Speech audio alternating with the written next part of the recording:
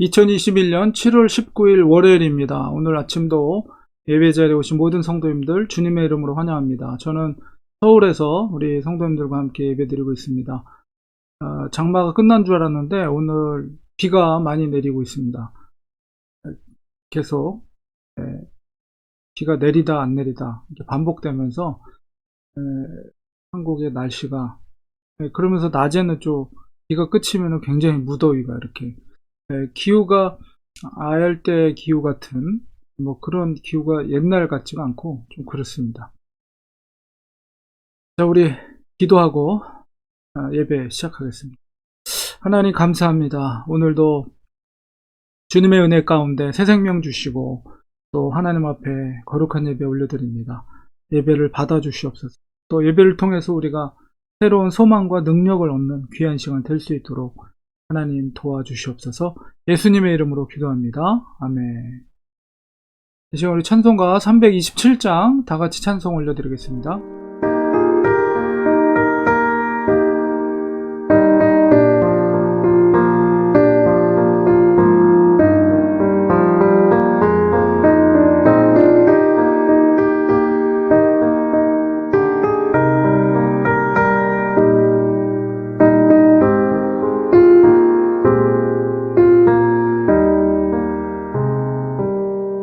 주님 주신 화평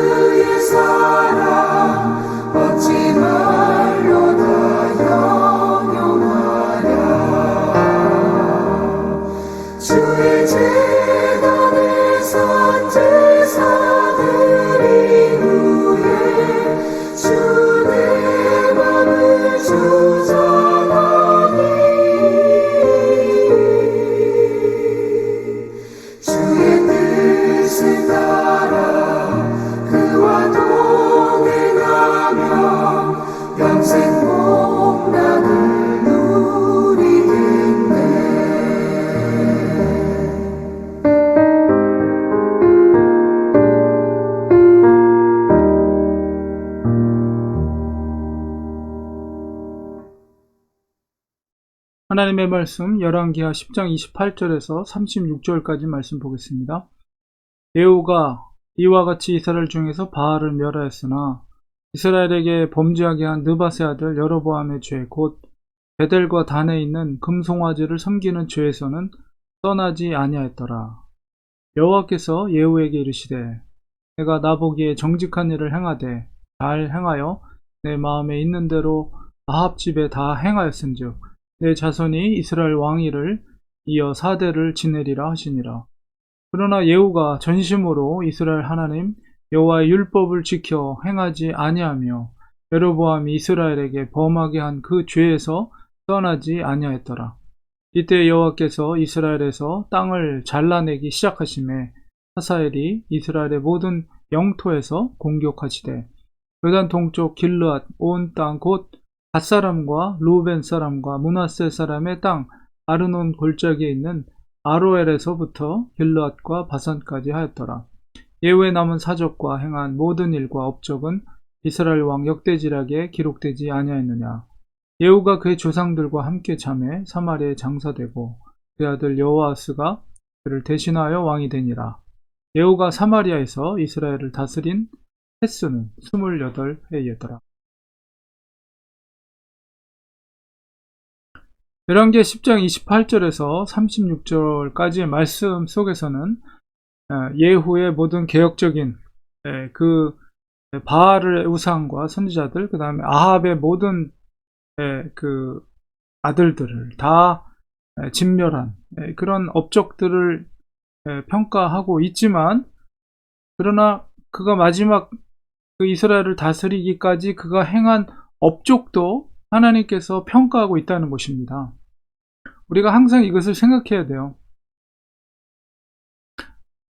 우리가 열왕기 상하를 읽어 나가면서 여러 왕들의 이야기를 할 때마다 하나님의 시선과 하나님의 그 기준은 그가 얼마나 하나님 앞에서 정직하게 행했는가, 이런 평가를 하고 있다는 것이죠.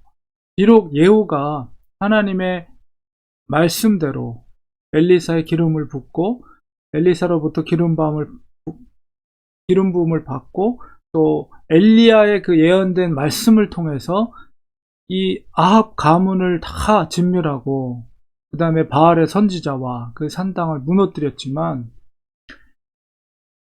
그렇다 할지라도 그가 이스라엘의 왕으로서 어떻게 나머지 정치를 왕으로서 행했는가 라고 했을 때 바로 산당을 베델과 단에 있는 금송아지 섬기는 죄에서 떠나지 아니하였다, 이렇게 평가하고 있습니다.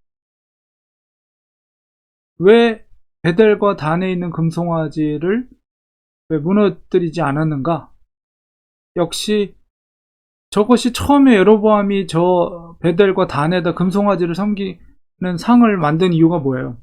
바로 인간적인 욕심.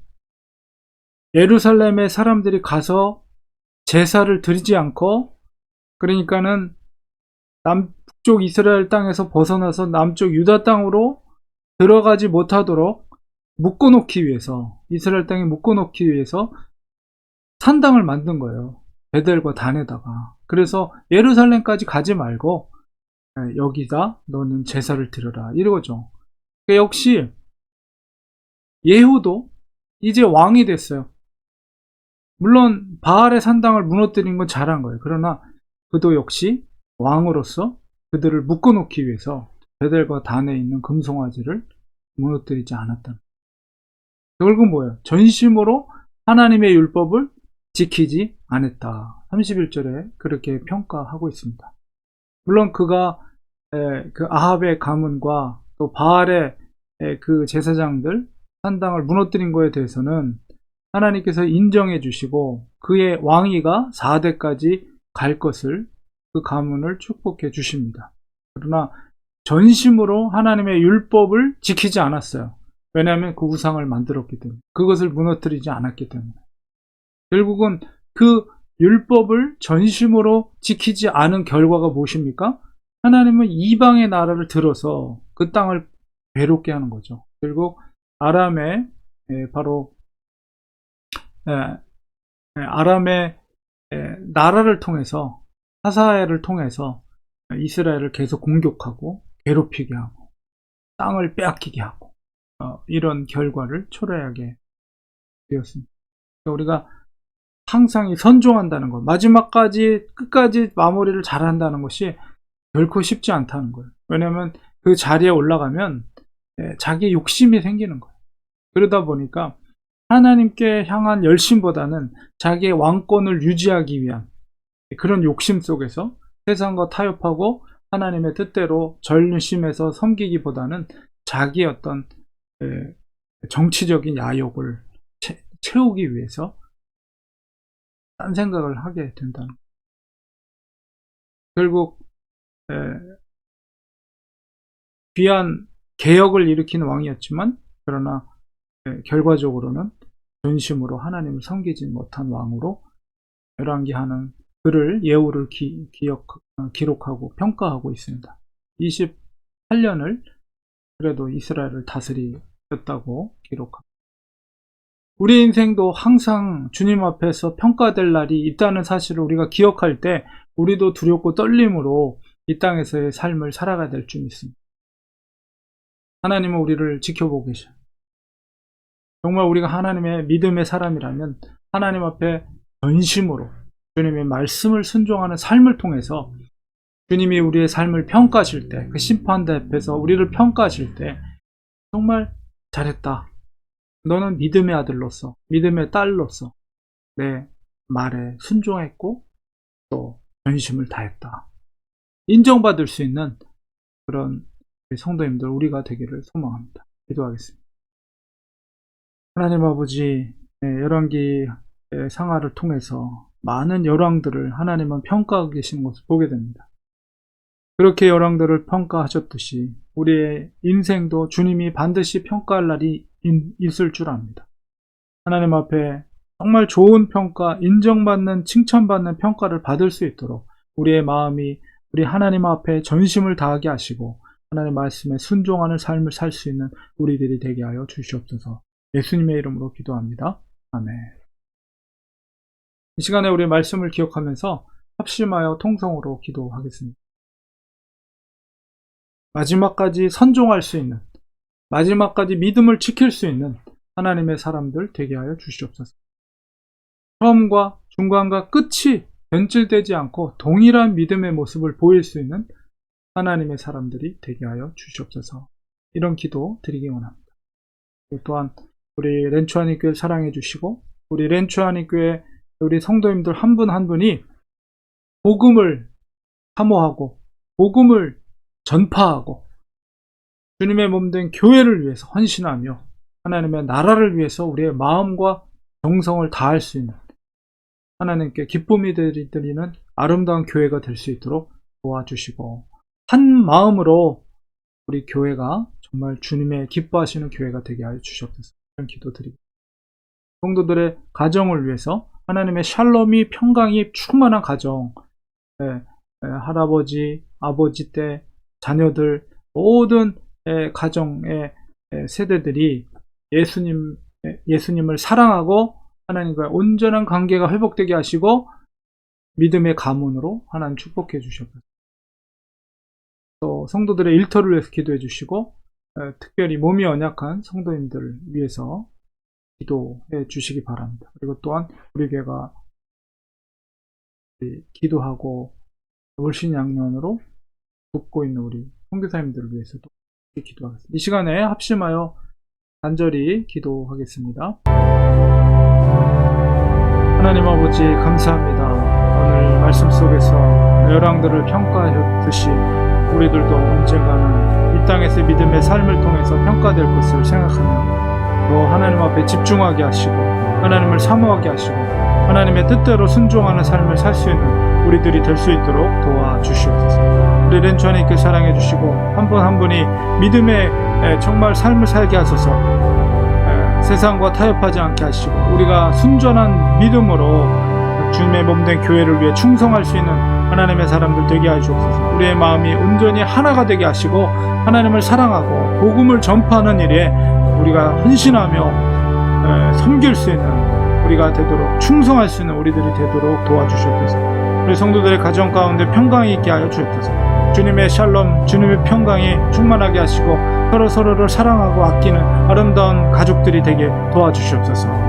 우리 성도들의 일터를 또한 축복해 주시고 그 일터 가운데 예수 그리스도의 향기가 드러날 수 있도록 도와주시옵소서. 특별히 몸이 연약한 성도들 주께서 붙잡아 주시고 아버지의 연약한 몸을 강하게 하시고 아픈 모든 신체 부위를 하나님께서 치유하여 회복해 하여 주셔서 건강한 모습으로 하나님 앞에 영광을 올려드릴 수 있는 우리 성도들 되게 하시고, 우리 교회가 후원하고 있는 여러 선교사님들이 있습니다. 우리 선교사님들을 기억해 주셔서 아버지 그 가정을 지켜주시고 선교지를 지켜주시고 그것의 아름다운 복음의 열매들이 맺혀질 수 있도록 인도하여 주시옵소서.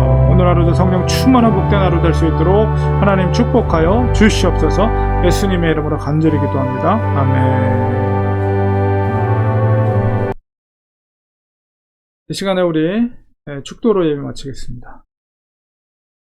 이제는 예수 그리스도의 은혜와 하나님 아버지 크신 사랑하심과 성령님의 감화 감동 교통으로 충만하신 역사가 사랑하는 성도들 머리 위에, 그 가정 위에, 우리가 섬기는 아름다운 주님의 몸된 교회 위에 지금부터 영원까지 함께 계실지어다. 아멘.